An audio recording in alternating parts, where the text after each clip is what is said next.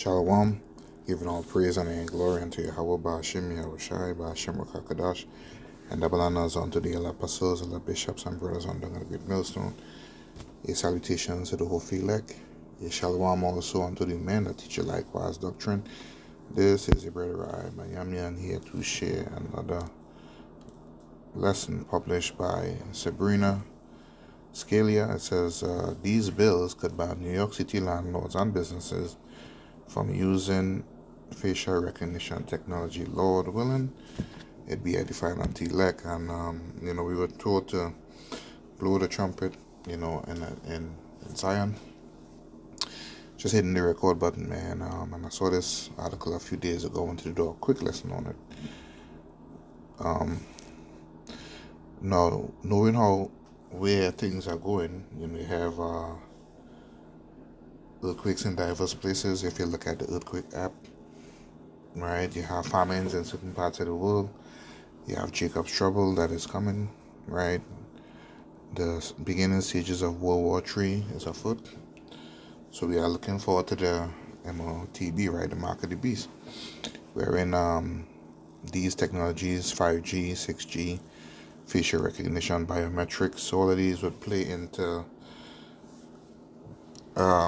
the features, that the MOTB will be used.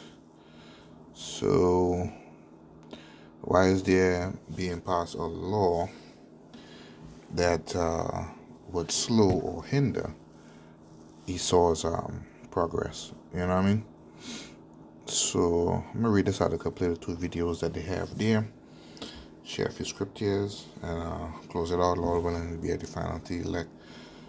Alright, so we need to pay attention and read between Esau lines when he put these news articles out there. So it says, the brief: New York City Council held a hearing over two bills that would ban city landlords and businesses from using facial recognition technology. One law would make it illegal for any public place to use biometric recognition technology to identify or verify a customer, right, the clients with whom they do business. All right, it says the other would prohibit landlords from installing, activating, or using any biometric recognition technology that will identify tenants or their guests. New York City Council held a hearing over two bills that would ban. Okay, I read that already.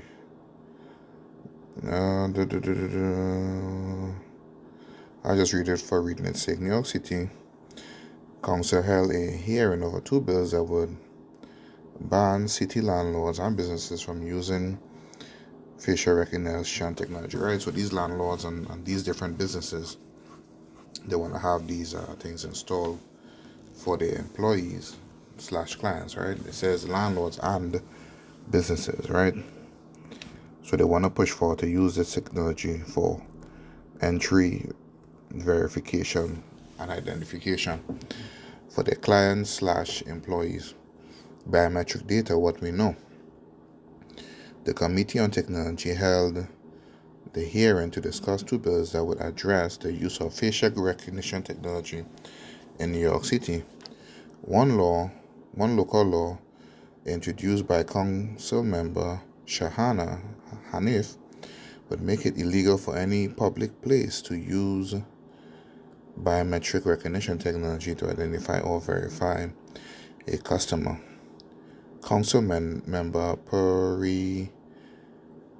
Pierina Ana Sanchez introduced the other law, which would prohibit landlords from installing, activating, or using any biometric recognition technology that would identify tenants or their guests. A rally in support of legislation was held outside City Hall before the hearing. And that brings us to the end of the article. I'm going to play these two videos, fair use. My channel is not monetized under section 107 of the copyright disclaimer.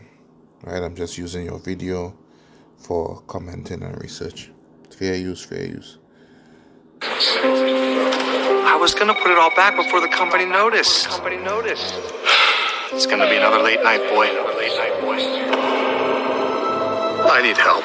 Tired of making excuses for your gambling issues? Get help today. Also today, a New York City Council committee holding a hearing on 2 bills that would ban the use of facial recognition and biometric surveillance technology by landlords and businesses. The bill's sponsors claim private businesses are tracking customers without consent, and landlords are installing biometric recognition entry systems in buildings. Before the hearing, a rally in support of the legislation was held outside City Hall. It disproportionately harms Black, Brown, immigrant, and Muslim communities, and it erodes our civil rights.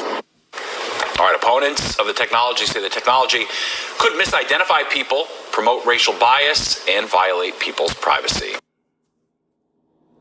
All right, so the video gave a little bit more context into the short article that I just read. Try this one here again. Fair use, fair use. But, one subject that's been a major topic of conversation, not only around the office, but in day-to-day life amongst people, is how much AI is collecting data from all of us. Whether it's knowingly or unknowingly, it almost feels like we are living in a state of surveillance sometimes, and we're learning about different stores like Wegmans grocery stores that are using AI to track people and use facial recognition and things like that, which has really created a sense of unease amongst certain people. I actually have a data privacy expert joining me right now. This is Harry Moggins, and he's very well versed on this entire AI world. First of all, thanks for joining me. Absolutely. Thank you for having me. But, we talk about AI being used to track people inside stores and whatnot. When this is happening, what is the data that's actually being collected? So it's facial recognition, and they're using it to tie to some kind of identity point. So most of the data sources behind these facial recognition and tracking systems, usually keys to either your email address, your phone number, your home address, usually coupled with your last name, or some kind of other PII, or personally identifiable information. And then from that, they can append all kinds of other data like your browsing history, your shopping history, and a lot of other intelligence that they can use to do what they want to do, track you, sell you more stuff, whatever their objective is. And do customers or parents of children have any real availability or ability to opt out of AI surveillance, or is it basically unavoidable once you step in to a public place or send your child even off to school? That's a great question. And the answer is a little bit more complex because, yes, you have the ability to opt out and get your stuff removed. But the challenge is most people can't name a single AI facial recognition company. They might have heard of 1 or 2 in the news, but there's over 1,000 of them. And you don't know which vendor is used by your school or by Walmart or Target or any company that does this kind of thing. So where do you go to opt out? Unless you do kind of a blanket, clean your digital footprint up across the whole internet, that's really your only option to fight back. Okay, but a lot of us don't really know the answer to this, so maybe you can give us a little insight. I mean, what's the difference between traditional security cameras and then AI-powered surveillance when it comes to privacy risks? Sure. So AI is a way of taking the traditional camera where it films you, it sees what's going on, it records it for playback, and it puts a layer on top of it of intelligence, right? Where it can actually take these faces and say, this is not just a face of a person anonymously walking through a store or walking into a school, but they can use the facial recognition to pinpoint attributes in the face that are unique. And everybody has a unique face. That's how your iPhone unlocks with Face ID, right? It's almost like a fingerprint. And as technology gets better, it can be more effective at identifying who that human is, who that person is. And once they know who you are, the data broker industry behind it can give them all kinds of intelligence and information about what that person means to the business or to the organization. So who owns this data that's collected by AI systems? And I guess how long can companies or schools really legally keep this information that they've collected? So schools are using it. They're deferring a lot of that to the company they hire to do the AI tracking. So there's been a lot of articles recently about, I know there's an article recently in Forbes about, I think it was Beverly Hills High School that brought in some really advanced AI cameras and a lot of the tracking systems for students, for people coming into the parking lot. That's a vendor. So the school hired a company. The company has their own policies for retention.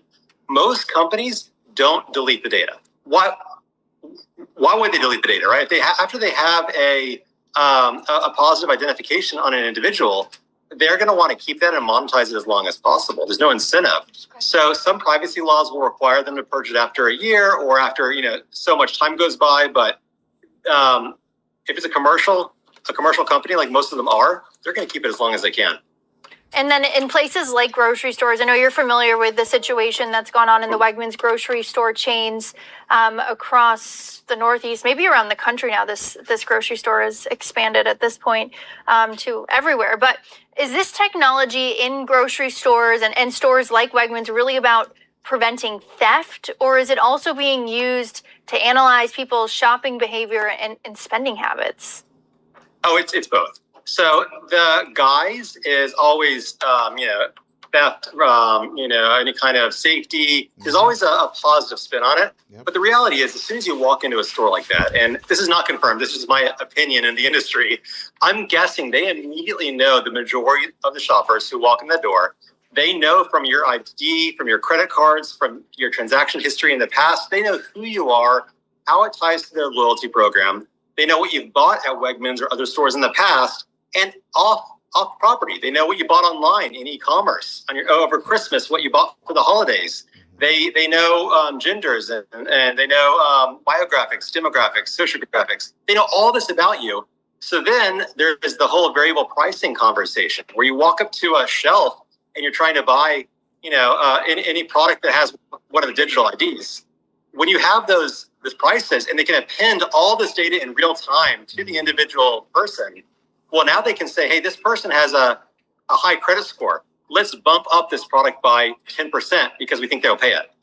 And that's when it starts encroaching and being weaponized to the consumer because the data and the AI tracking, it's an unfair advantage for the company. I mean, it's just crazy that all of this can be going on right below our noses, and a lot of people really don't know about this. But when you look at children being under this surveillance, are there any protections being put in place to protect them and their data? There is. So there's not as many as there should be. There's a law called COPA, which protects any child under the age of 13 from having data collected on them without express parent consent and things that grocery stores don't have or schools don't give. There was a law that was passed through the Senate as COPA 2.0, trying to extend this range from 13 to 16. I'll pause it there to add a script here because, like you said, there's always the guys, or something good being used for safety, so on and so forth, or for loss prevention, you know what I mean? But look what else they're using the data for, all right? And these instruments are going to be used to come after the men of the Lord in the last days. I'll go back to the video and I'll play that and wrap it up, but I want to share this portion of script here quick. In the book of 2 Corinthians chapter 2 and 11.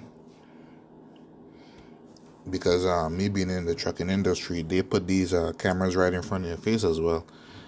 And it does your biometrics, the facial recognition. They watch everything you do and they listen to everything you do without pause.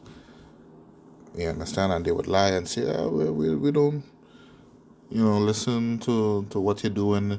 It's only if it triggers an event, i.e. you pick up your cell phone, you start texting and all of that, or you hit the brakes hard in the truck. So it's always on, always recording. But we know that some type of event, some catalyst is going to take place to where it's going to knock all those laws that bans those verification and identification algorithms, right, out the door.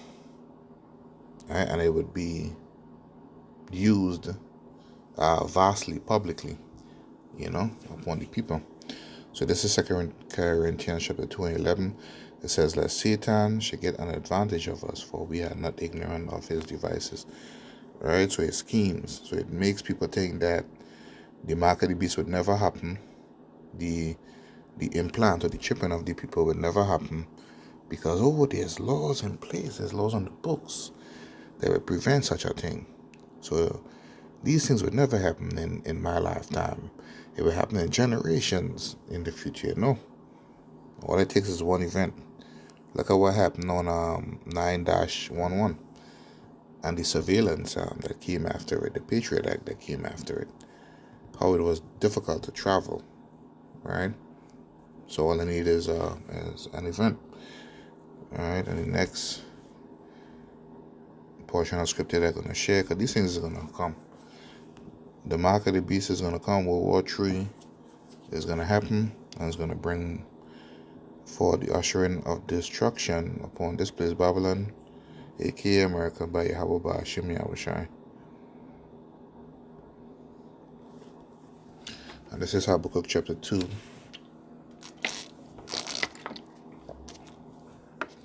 And verse 3 says, for the vision is yet for an appointed time, but at the end it shall speak and not lie. Though it tarry, wait for it.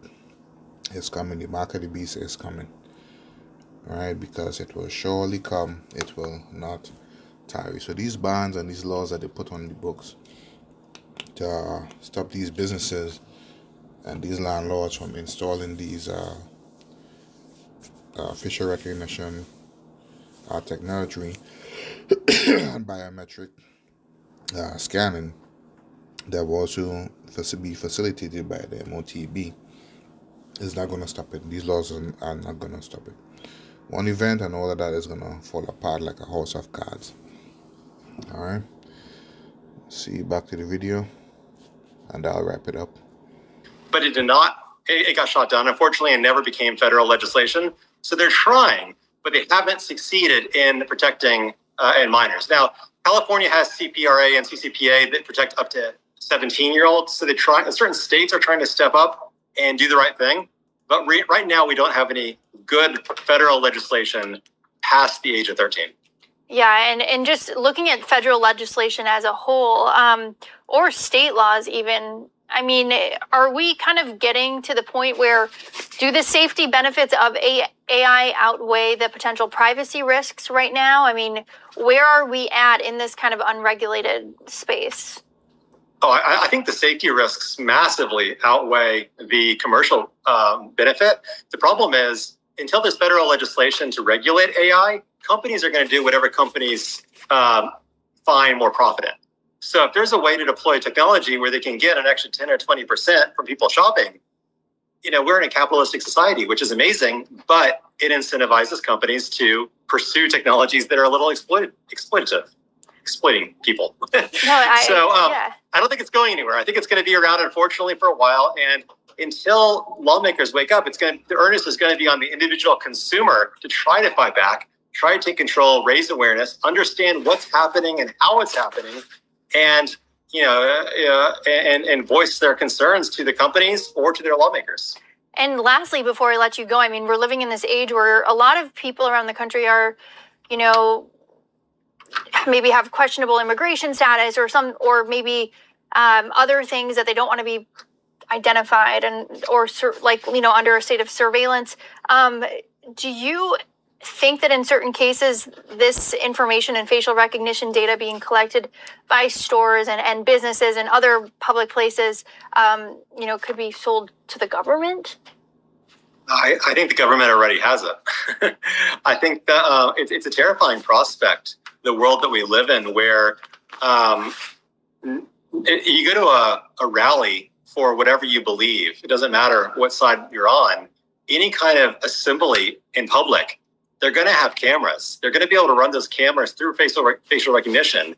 And that attendee list can be weaponized by the opposing opinions.